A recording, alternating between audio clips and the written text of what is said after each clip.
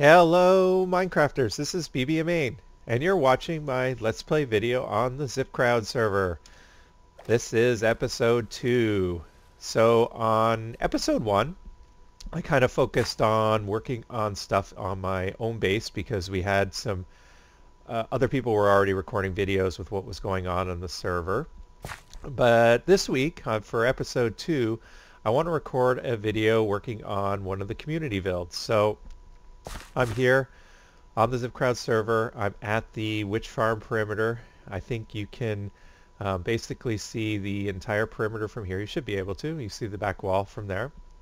And there's a witch hut. Here's a witch hut, and there's another witch hut here. So I'm at the quad witch hut perimeter. And you can see the central hopper system that Sir Rob High Five has been working on, which is great and is working really, really well. And you can see the long hopper chain here that leads off to our bulk cobblestone storage system. So that's way over there.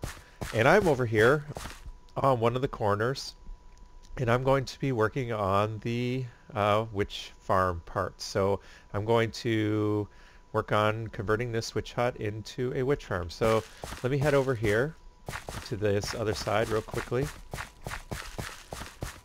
and I will show you basically how it should look.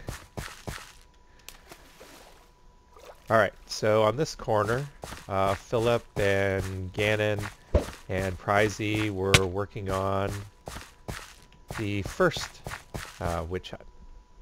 And so that looks really cool. That looks like they're almost done. Today I'm going to be working on the second one in that corner. So I'm going to head back over there and we'll get started with the build. Okay, so here we are. I'm back at the corner. These are the materials here in these chests that I've brought over here from the storage system and other places to build. So you can see we have a lot of iron blocks, string, sticky pistons, regular pistons, tripwire hooks, some redstone blocks, and a whole bunch of comparators, hoppers and fence gates, and leaves for basically the scaffolding. And so first step, I think, would be I'm going to put some kind of a scaffolding platform below here because I fall a lot and I don't want to die 1,000 times while doing this build. So I'm going to build a little platform below here so that when I stupidly fall from whatever I'm building, I won't fall all the way down there and die. So let me do that. Okay, I put a little basic platform in, and I actually turned on the texture pack, which I forgot to turn on. So I'm going to try recording this video in faithful 64 by 64. And so we'll see how that goes. But here we are. I've got a little basic platform, and I'll expand this as I need. And the next step is going to be that we need to put a roof over this witch hut. So for the witch spawning pads, we want it to be completely dark, and so we need to build a roof over the spawning pads which block out all the sunlight. And so I'm going to go ahead and get up here on top and start building that.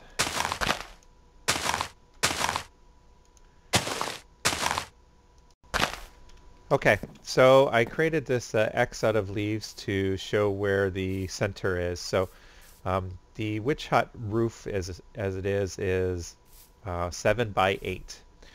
And so you also have to consider the little porch overhang that sticks out on one side. So this side is actually spawnable area. So make sure when you are finding the center of your witch hut that you include this side. So that makes the witch hut a 7 by 9, and that means that that block that I just knocked out is the witch hut center. So right there is the center. So when you do this, make sure you include this side because that's important. All right, I'm going to get up here and build a roof, and we'll be right back.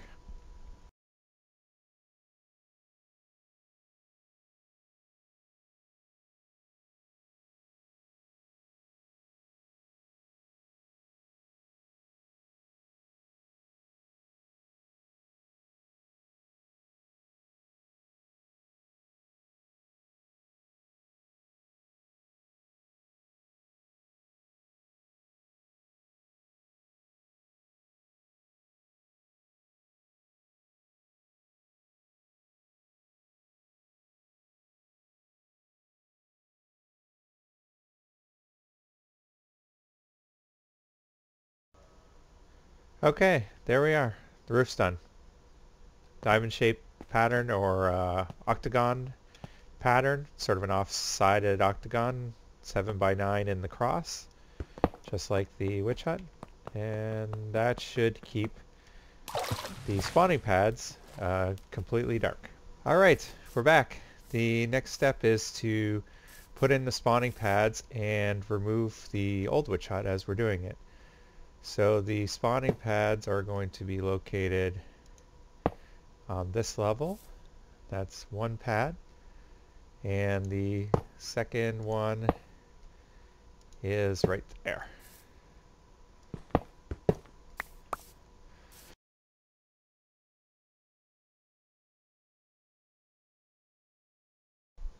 Alright, so there we go. The two spawning pads are in. They're 7 by 9 and they're in the proper locations. And so if you're wondering why we use redstone blocks, the reason is that the redstone block is the only full block that we can push with pistons and will allow mobs to pass through. So because redstone block is marked as transparent, it is a transparent block. When we push it with pistons, the witches will be able to fall through, and yet the witches will still be able to spawn on the redstone blocks, which is a very nice feature. So that is going to be very helpful. I'm just checking the sides here. All right. So the next step is to put in the pistons and fence gates. So we'll be right back with that. Okay, the spawning pads are all done. And the next step is to build out the rest of the shifting floor. So I've got all the materials to do that, and I will go ahead and build that.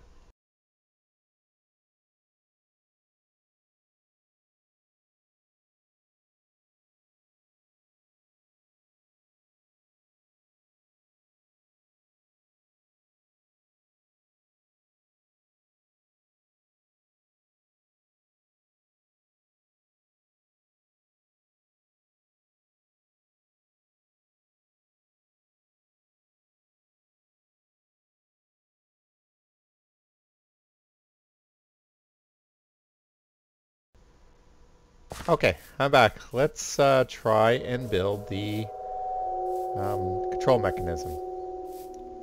Let me just get some leaves here. So we're going to have tripwire hooks.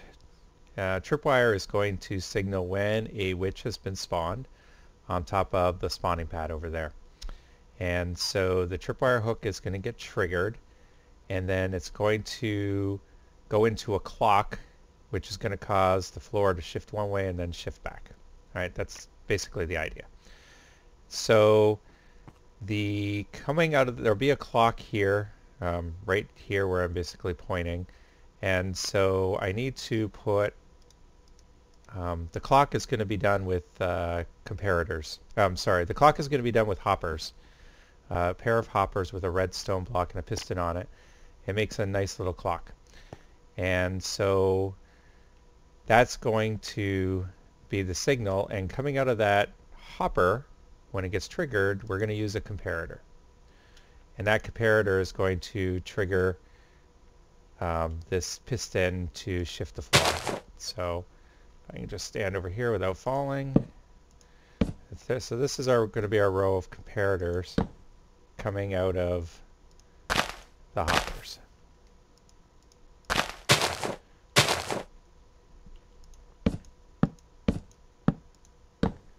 And I think I need a couple more leaves here to get that last one right. There we go.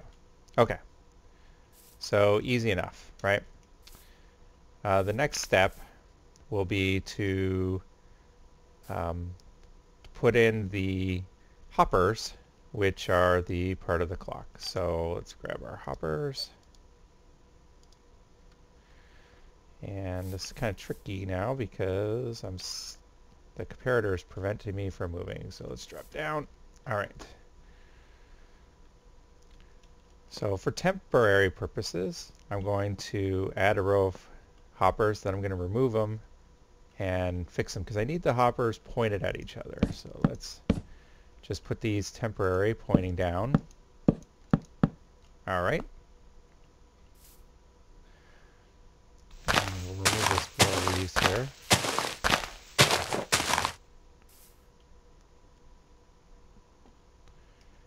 And let's extend this a little bit.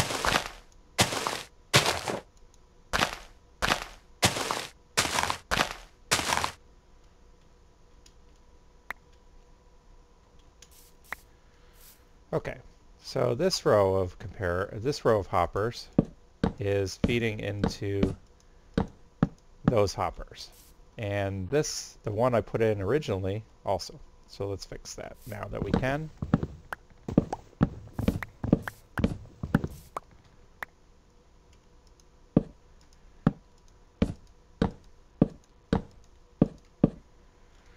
Okay, so each one of these hoppers on the outside needs to have one item in it. So let's just put a infinite one, and you can see how it's working already.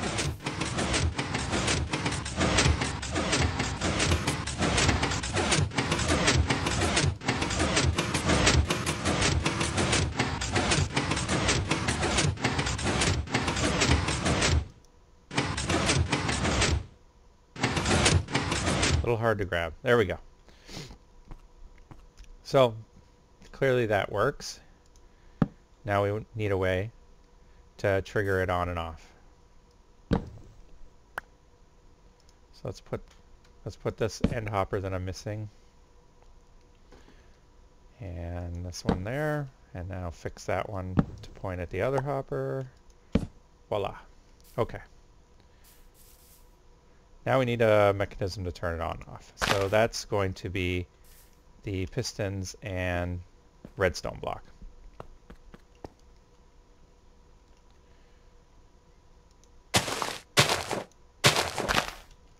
Okay, so if we get up here, grab some sticky pistons.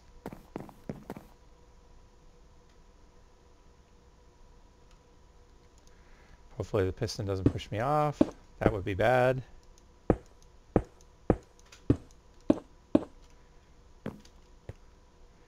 Okay, perfect. Oh, we need some more redstone blocks. So let me go get those. I'll be right back.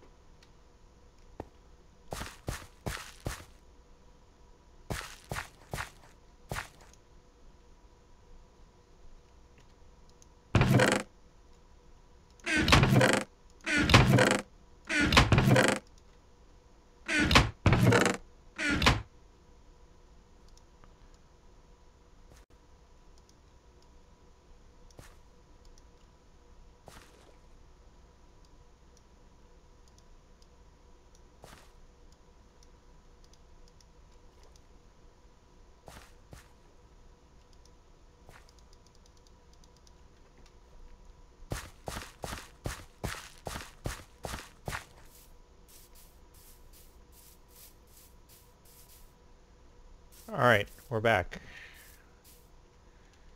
That's some redstone blocks, and we place them on top of this row of hoppers. Alright, so the way this works is when the tripwire is activated, it will,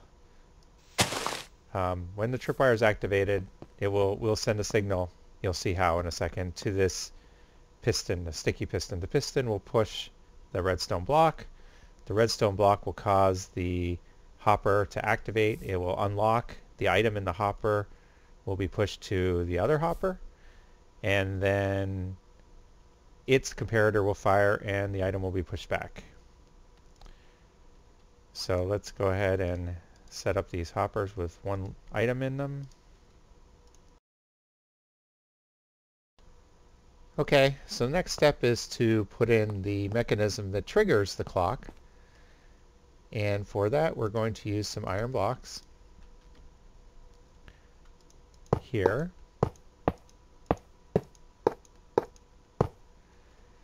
And above these pistons, we are going to have a half slab.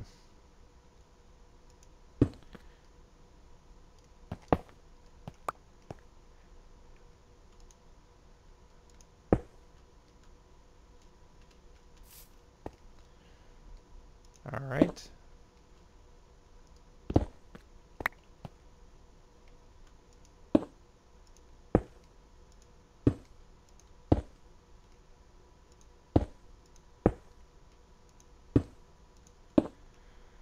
Okay, and a set of repeaters.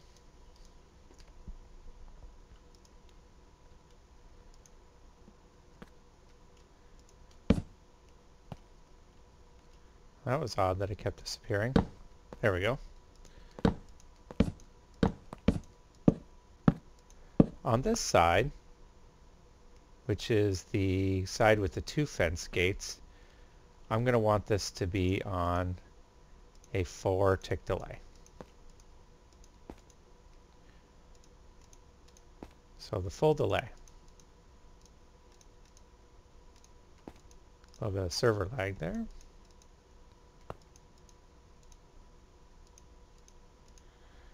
All right, and we have another row of iron blocks.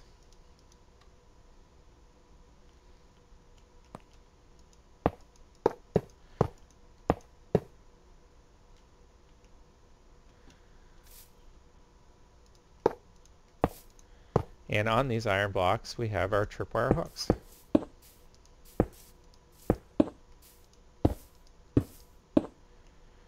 All right. Let's get up here so we can see it. Okay, so the tripwire hook gets triggered by this by a witch being spawned and activating the string. On a 4-tick delay, it's going to activate our clock, and that's going to cause the floor to shift. All right, that's one side. Let's go do the other side now. Okay, I'm back. So I built in the control mechanism. Let me back up a little bit so you can see the full farm. I built the control mechanism and we're all done. There's the 2 spawning pads with the control mechanism to turn on and off.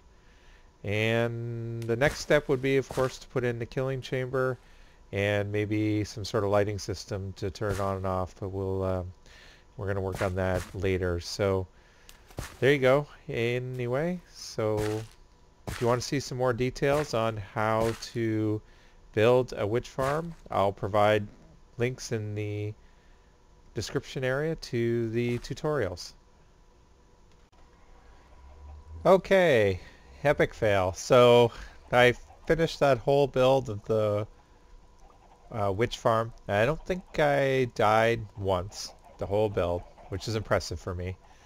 And then I just went back to spawn to kind of gather things up and finish up this video, and of course I die. So back down to experience level 6.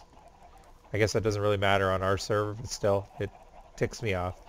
Alright, so I'm going to take the nether hub here and go to my base, and I'll show you kind of what I'm doing there, and we'll wrap this up. So here we are at the Nether Hub. I guess you maybe not seen this yet. This is the Nether Hub with this portal system goes to spawn. This nice little ice track here leads to the witch perimeter. That portal there goes to the iron golem farm, which is the iron golem trench, I should say, which is awesome. And you see a lot of the ZipKrowd folks have their various bases off of the spawn location. You see Prizey's got this nice little track. That's very nice, Prizey. It looks good. And then Wooby. And so I'm kind of on the haven't done much work yet on the nether path to my base, but I do at least have a transport system. So you click the button on the dispenser here, and out comes a minecart. Let me show you the redstone in here. So real simple.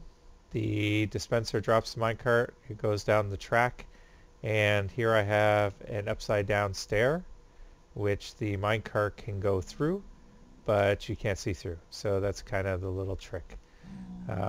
Switch here to power the redstone, very simple circuit.